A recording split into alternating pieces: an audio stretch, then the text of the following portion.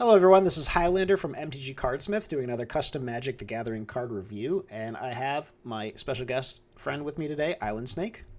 Hey everybody. Still got to work on that intro.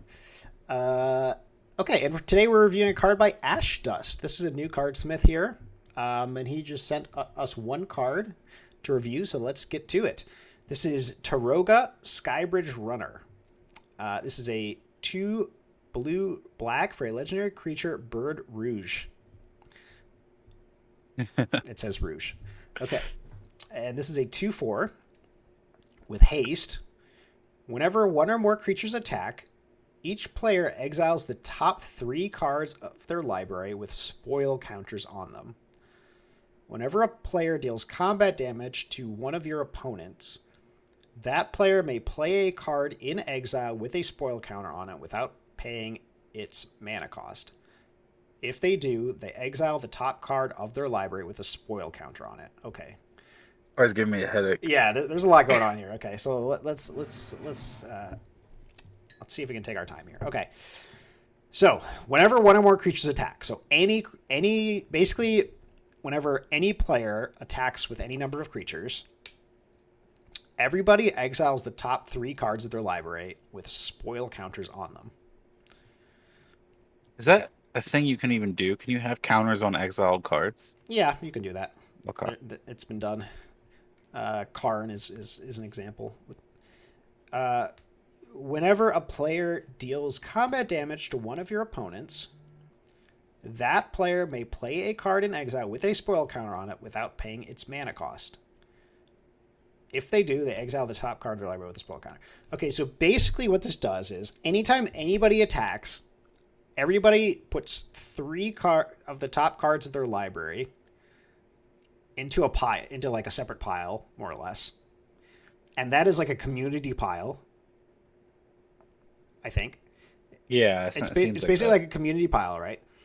And then whenever any player deals combat damage to one of your opponents, so not you, one of your opponents, that player gets to play any card they want without paying its mana cost. So, Any one card, and then they have to then exile the top card of their library and keep this spoil, keep the spoils so going.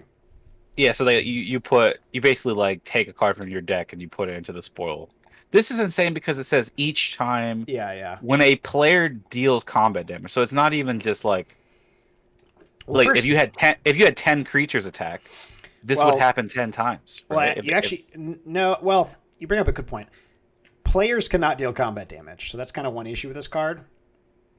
I think, I think probably what he's intending here is whenever creature controlled by whenever one or more creatures deals combat damage to one of your opponents.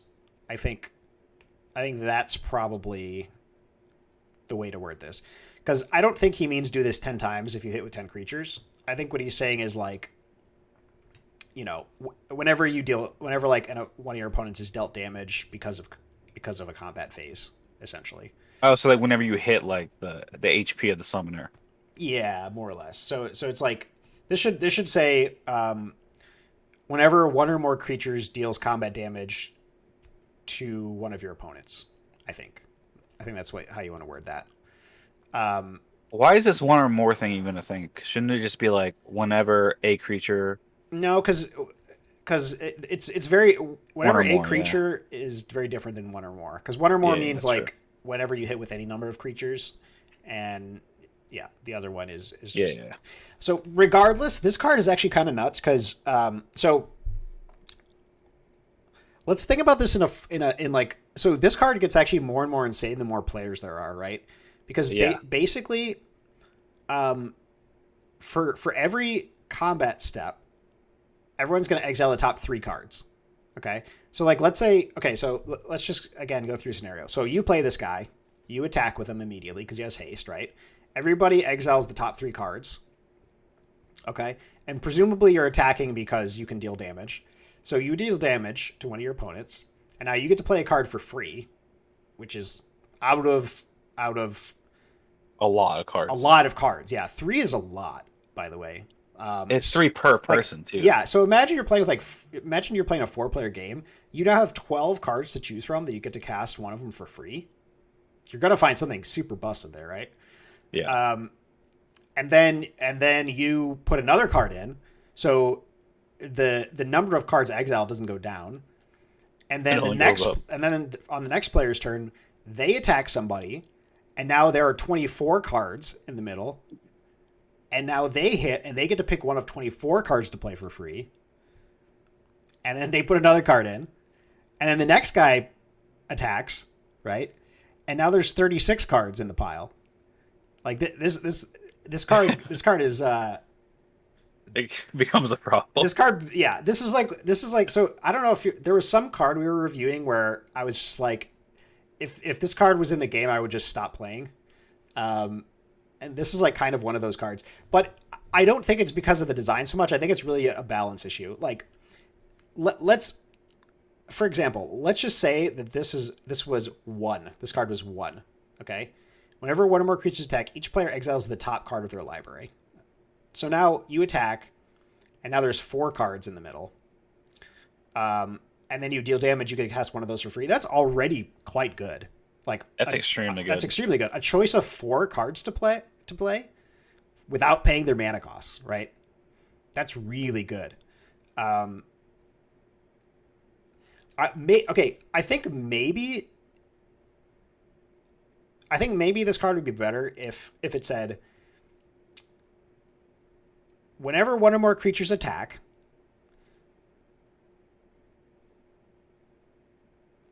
hold on, I'm thinking. Okay, here's a way that I'm thinking this card could work. Whenever one or more creatures deals combat damage to one of your opponents,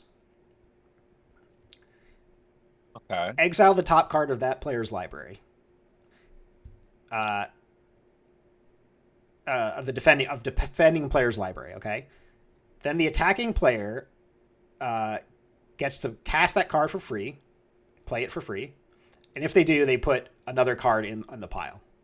So now it's like, now the growth is a lot slower, where it's like, okay, so you attack, you hit, you get to play a card for free, and then you put another one in. So now there's one card there. Next guy attacks. Oh no, then one card would always be in there, right? Yeah. Yeah, it would never grow.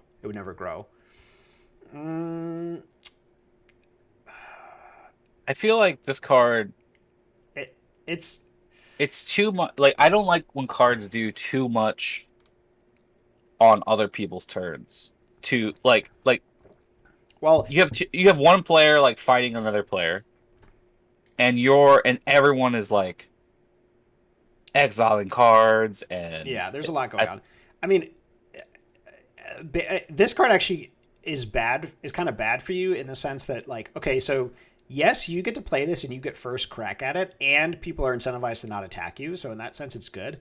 But you get the fewest choices, right? that is fun. Yeah, that And is then actually the next true. player actually gets double the amount of choices you have. The player after that gets triple the choices, and it keeps going for however many players there are. Now, eventually it'll get back to you and you'll have a ton of choices. But at that point, like, there's like 30 Grave Titans in play or whatever, right? And it's like, Yeah. it's like, What's weird about this card is that like it's like, I feel like when I see like this like runner guy, I want him to be doing something, but I feel like this card is not like, he's not going and stealing anything. It's like just an effect on the battlefield. yeah, like that's very true. he's not like, it's not him doing damage that then lets him play the card for free.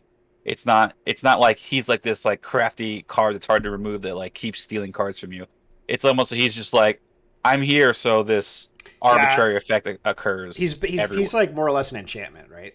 Yeah, Like, yeah. He's just kind of has haste so that you can like get first crack at this effect essentially. So I think there's a little bit of a flavor fail here, maybe, where Yeah, I don't I'm get it. I'm not exactly seeing the flavor of this card. I also don't understand why, like, why everybody gets access to the spoils. Like, Yeah. if this guy is like a rogue, I mean, he looks kind of like a thief. Like, why are the spoils available to everybody? Doesn't he have like his own hoard hidden somewhere? Yeah, I If don't this know. if this was just you, right? Like if it was like whenever you deal combat damage, like if it was more or centered on like or whenever you, this guy deals combat damage. Like, yeah, I even mean, that. Well, then I think you want to change of his like abilities to make him like hard to remove and like oh, unblockable you just like maybe. give him flying or something, right? Yeah, I mean, yeah, he something is a like that. bird. I guess he's not a runner in that case. He'd be a flyer. Or give him like ward like exile 5 cards or some obnoxious thing like that. Um, but yeah, I think if the mechanics were more interactive with either your turn or this card in particular, instead of it just being like a general thing, I would like it more. Yeah, and this is also like, so this is one of those cards that just completely takes over the game. Yeah, And it's turn it it definitely becomes about this game, this card for Yeah, sure. and I don't. So far, I don't. That doesn't seem very fun to me. Like, I'm not a commander player, but it seems like, okay. So people build their commander decks because they want to play with their commanders and with the strategy that they built. But as soon as you bring to, as soon as like you show up at your friend's house, you're like, I brought my Taroga deck. They're like, okay, Oh great, so like we're just gonna like it doesn't even matter what my deck does. Now I'm just gonna cast the best card out of like 24 cards. And now, not only that, but now you have to sit there and wait for one of your friends to look at 24 cards and decide which card is the best card to play. the spoil counter deck becomes bigger than like everyone's deck in like a couple turns. Yeah, and then everyone's just playing out of like a community deck. Yeah. And like that's a completely other format called Big Deck. You could just play Big Deck if you want to do that. Yeah, I don't know. Like, I'm not digging this one so much. I think like I know this is not the card, but like this idea of pillaging exiled cards would be interesting if like what if the effect of this card was just like while this card's out, or it basically lets you interact with any exiled card from any player. So it's like it lets you go yoink exiled cards from other players. Maybe, And maybe. that was like the mechanic. But as written, this card is too much for me.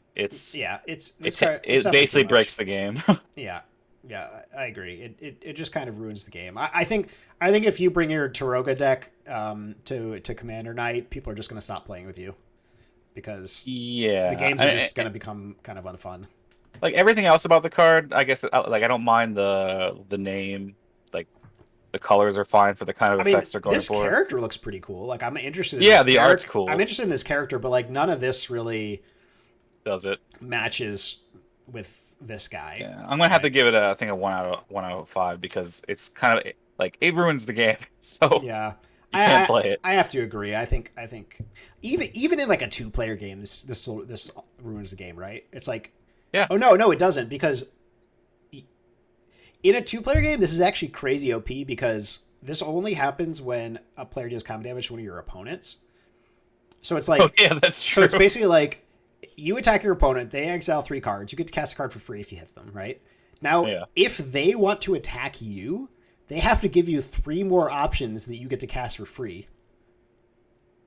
Yeah, that's true. So like all of a sudden they're incentivized to just not attack you, which is like bad, unless they kill this guy, of course. So in a two-player game, this also kind of ruins the game essentially. So yeah, I think I agree. Like I I'm gonna go with the 2 out of 5, I guess. No, I think I have to go with a 1 out of 5 too. I just think this design just doesn't work. It like even when I went around and like changed the numbers, even if this is at like 2, it's insane. If you put it at 1, it doesn't really do what it's supposed to do. I mean, okay, so maybe like if this was exile 1 top card. Okay, maybe this card would be more interesting if this said like, okay, each player exiles the top card of their library, and then they get to cast a card for free. But if they do, they have to put 2 cards in the spoil counter. So in that case, the spoil counter grows slowly, and you're paying a cost for playing a card for free by giving the next player more choices, essentially. Yeah, that is that seems a little bit more balanced. I still don't know that it makes makes it more fun to play against. Yeah, it's true. But, I think it's a more balanced version of this, but it's still the design is still the design is still kind of an issue. I think so. Yeah. I agree. I think I have to say no to Taroga. Leave your Tarogas at home if you're going to play Commander at my house. All right, that's it for this episode. Thank you for watching.